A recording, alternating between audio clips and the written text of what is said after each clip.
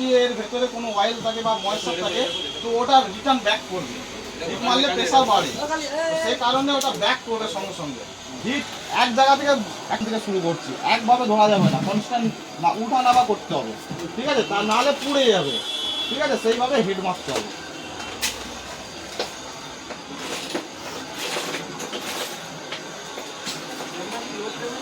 এইভাবে হিটটা মারতে হবে। লো প্রেসার বা হাই প্রেসার সেটা নিজের উপর ডিফেন্স করবে। আমি হাই প্রেসার দিয়ে পুরো প্রেসার দিয়েও করতে পারি, ঠিক আছে?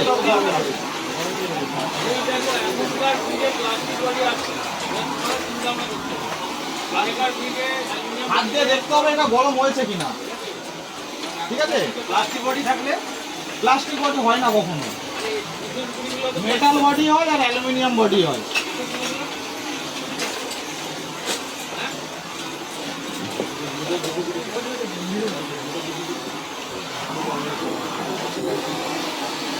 এইটা গরম হয়ে গেছে, ঠিক আছে? এবার এই পাকটা করছি, দেখো একভাবে রাখলে কি হবে, এটার কারণ হচ্ছে যদি কোনো ময়েশ্চার বা অয়েল থাকে এই হিটেতে যেদিকে প্রেসার যাচ্ছে ওদিকে রিটার্ন ব্যাক করবে। এখন ছড়া অবস্থায় আছে।